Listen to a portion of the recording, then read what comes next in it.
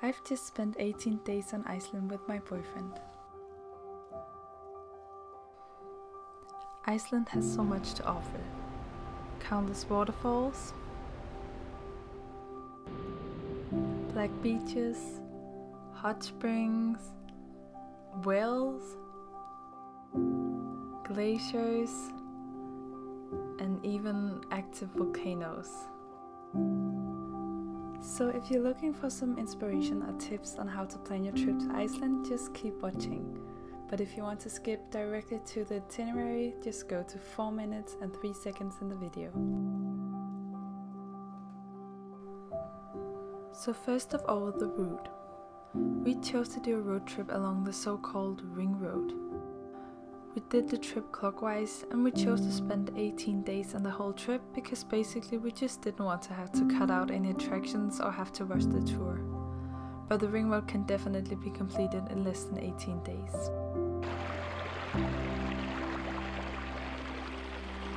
Personally, I think that the springtime is an amazing time to visit Iceland, because since it's off-season, prices are lower, there's fewer tourists than in the summer months, you'll get lots of daylight. For example, on the 1st of May you'll get 17 hours. Also, you still get decent weather, with daily temperatures between 1 and 12 degrees Celsius. But since it's Iceland, the weather really changes all the time. One day it'll be sunny and 12 degrees, and the next day it will be snow and -1 degree. The downsides to traveling in the spring is that you probably won't get to see the northern lights, since it never really gets dark enough. Renting a car is probably the best way to see Iceland, and you can go with many options: camper vans, 4-wheel drives or 2-wheel drives. So we were really in doubt whether to rent a 4-wheel drive or a 2-wheel drive. A 4-wheel drive is necessary during the winter months or if you want to visit the highlands. But since we didn't expect either of those two, we ended up renting a 2-wheel drive. But to our luck, we got upgraded to this 4-wheel drive for free. We rented the car at a company called Northbound, and we can really recommend this company. And we were actually really happy with the upgrade, because by accident we ended up on some pretty shady roads. But in general, the roads on Iceland are really good, but you can expect some gravel roads with holes along the way, but just don't panic and you'll be fine.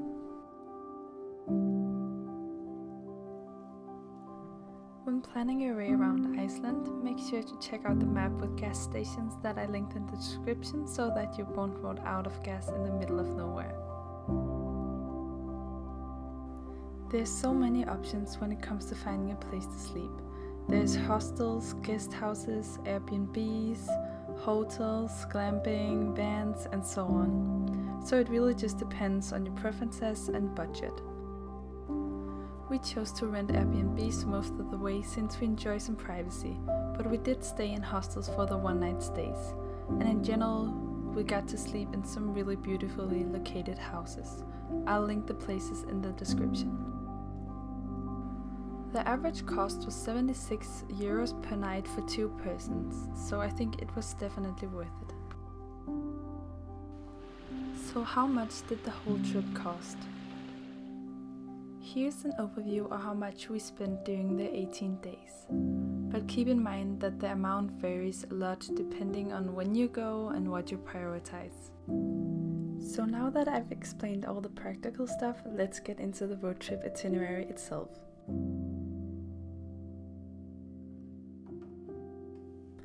We landed in Geldingadalur, picked up our rental car and drove directly to Reykjavik, which was a drive of 45 minutes. Luckily, we didn't have to go in quarantine since we had a positive antibody test, but make sure to check out the latest COVID restrictions in Iceland before planning your trip on covid.is.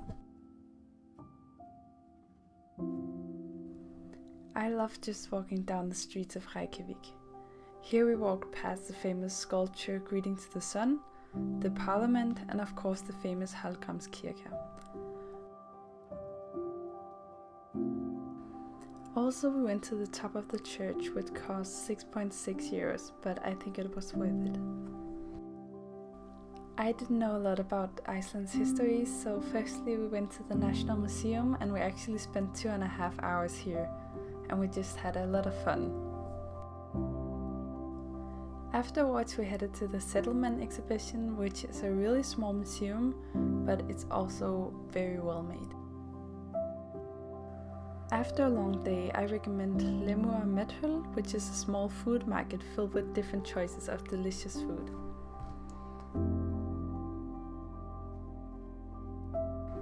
Thingvellir is a national park known for two things. 1. Back in the year of 900, it was the meeting place for the Alþingi, which is the Icelandic national parliament. 2. In the middle of the national park, there is a rift dividing the North American and Eurasian tectonic plates. This means that you can actually snorkel or dive between the two tectonic plates.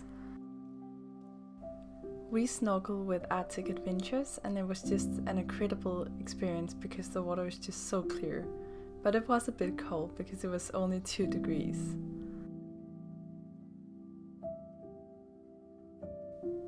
If you park at parking P5, you can take a 30 minutes hike around the park and visit the nearby waterfall.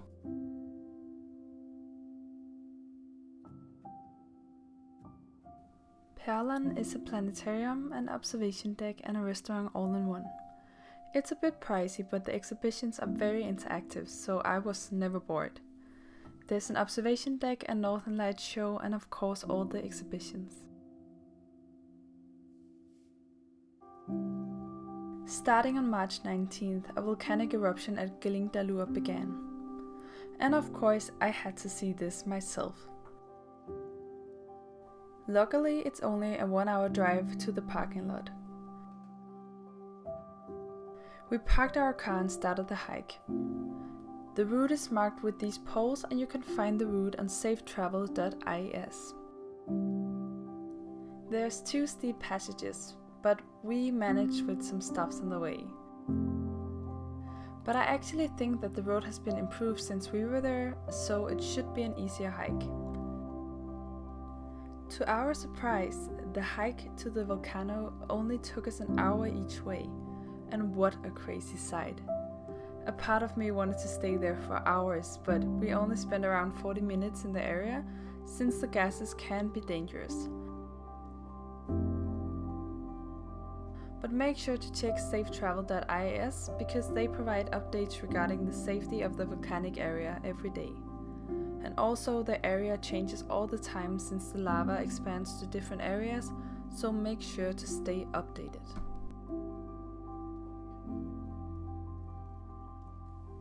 Have you really been to Iceland if you haven't visited the Blue Lagoon? The entrance ticket is €40 per person, which includes a drink and a face mask. The area is really big, so you can easily spend more than an hour here. The only thing I didn't like about the lagoon is the fact that you're walking around in what feels like mud, but I fixed that problem by jumping on Nils's back. But in general, I really enjoyed it.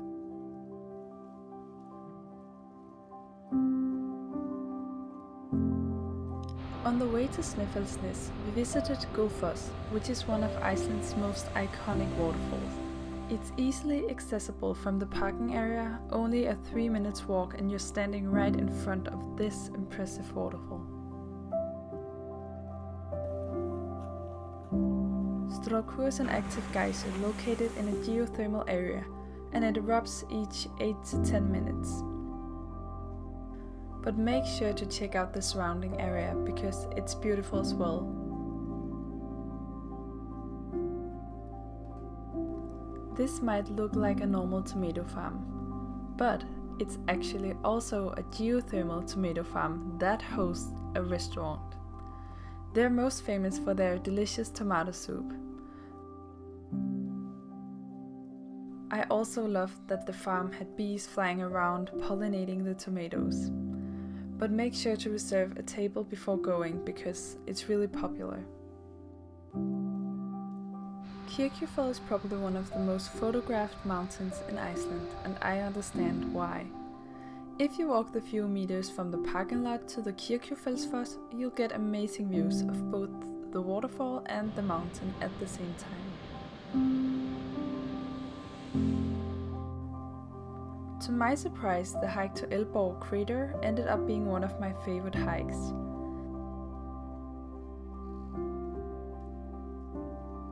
The crater is 200 meters in diameter and 50 meters deep. The hike took us about 50 minutes each way.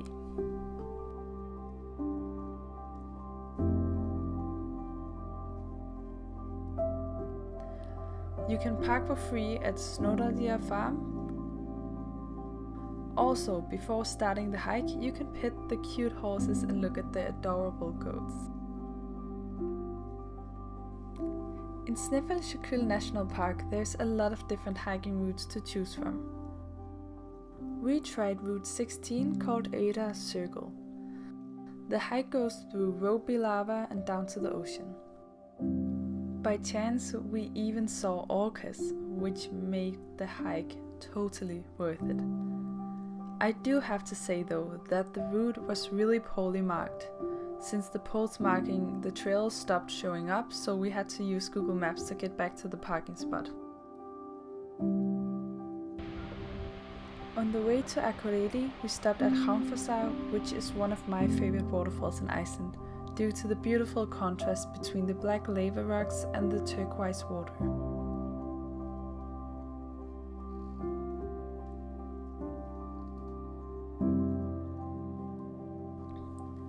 The city of Akureyri is also known as the capital of the north.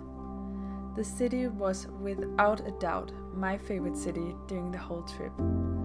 We spent a whole day exploring what the city had to offer.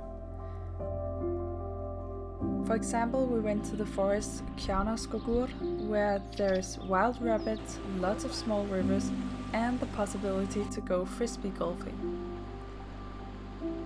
Other sites are the church, the botanical garden, and the main street. To get more inspiration for what to do, go to visitakureyri.is. Godafoss, the waterfall of the gods, got its name because it was here where Icelanders officially converted to Christianity. It's worth a visit, and it's just on the way to the famous geothermal area, Berjar. It's filled with mud springs, steam vents, cracked mud, etc. The smell though, it's so bad. Due to the sulfur dioxide, it smells like rotten egg. But that's just a part of the charm. 5 minutes from Berjar is the Gorotagja cave, a lava cave with a thermal pool inside. And it was used as a location for filming the 3rd season of Game of Thrones.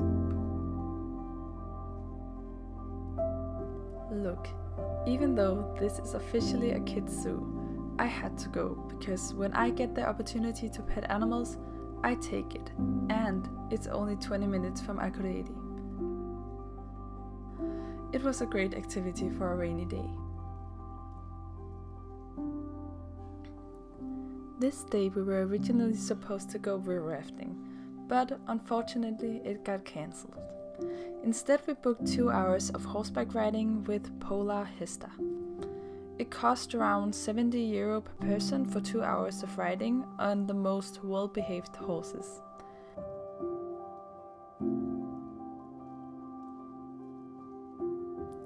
Krafla is a crater that's known for its blue lake, so of course we wanted to see it.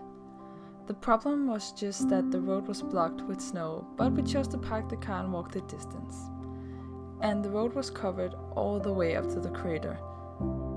And when we finally got there, the blue lake was frozen.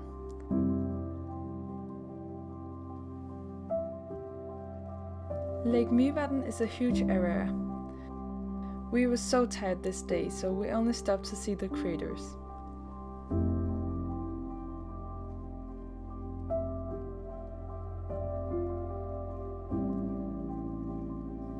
Reykjavik is known as the whale-watching capital of Europe because the success rates of whale-watching tours are so high. We went on a tour with the North Sailing and they provided us with warm suits, hot chocolate and cinnamon buns. After 2 hours of searching, we saw the season's first humpback whale. It truly was a beautiful sight. Asbyrgi is a deep horseshoe-shaped canyon said to have been formed by Odin's horse when one of its feet touched the ground. We took the route Eyjan, which took about an hour, and it gives you a great look over the canyon.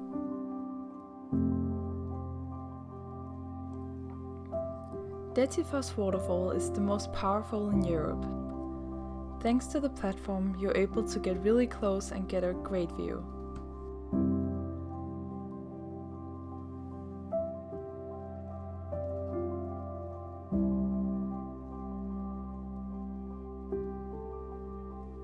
Only 30 minutes from Geldingadalur is the waterfall Hengifoss, known for its beautiful layers of red clay. It was absolutely one of my favorite waterfalls in Iceland. Be aware that the hiking path was blocked some of the way, so we had to walk over a small river, so remember good hiking shoes. From the parking lot it takes around a good 30 minutes to hike up there, and you might need a break or two since it's uphill most of the way. But that's okay, because on the way to Hengifoss you can stop at Lilarnesfoss, which is such an underrated waterfall and is often overseen. Vestrahorn is a 454 meter tall mountain, and it's known for the scenic reflection in the beach, which makes for amazing photos. The beach is however on private land, so you have to pay a small fee at Viking restaurant. This gives you access to the beach and also a small Viking village that has been used as a film set.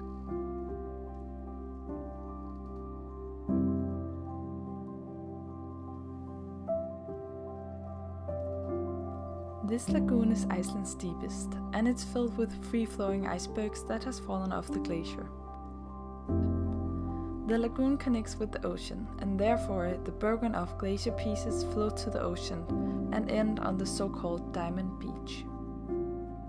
It's not hard to understand why the beach has gotten its name. The pieces really look like small diamonds, and it's a beautiful contrast to the black sand. And another waterfall. Svartifoss is a very unique waterfall since the black basalt formations beautifully frame the waterfall. The walk took about 20 minutes and we were able to get really close to the waterfall so you can get a really good look at it.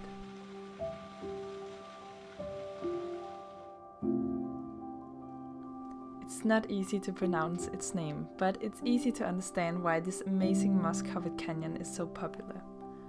Unfortunately, it has been closed both in 2019 and 2020 due to a huge amount of visitors, which damaged the fragile vegetation. Basically, the nature needed time to heal. To check if the canyon is open, go to safetravel.is/conditions. Unfortunately, we saw multiple people going under the fence to take pictures. But please stay inside the fenced area and respect the rules so that we don't destroy the beautiful nature.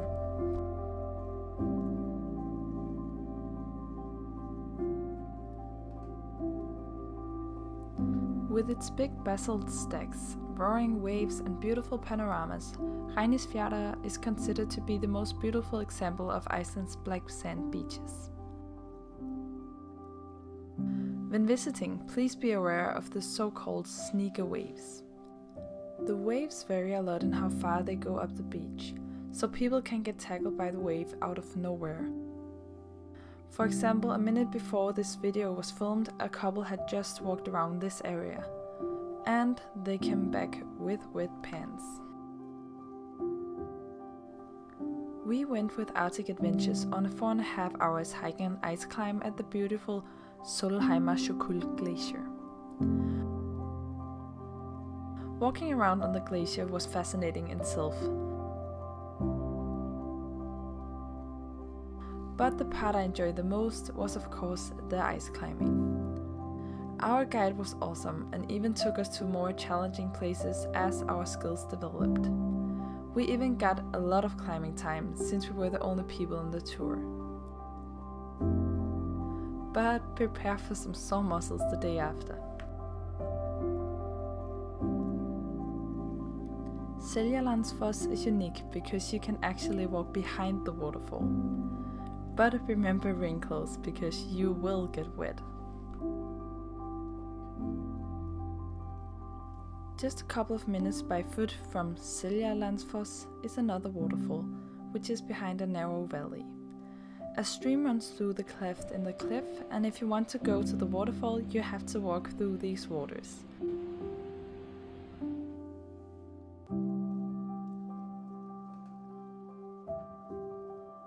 On our last night, we stayed overnight in Geldingadalur in a lovely Airbnb. And when we drove to the airport next morning, we saw the most awesome sight. We could see the volcano erupting over the mountains. What a way to end an amazing road trip.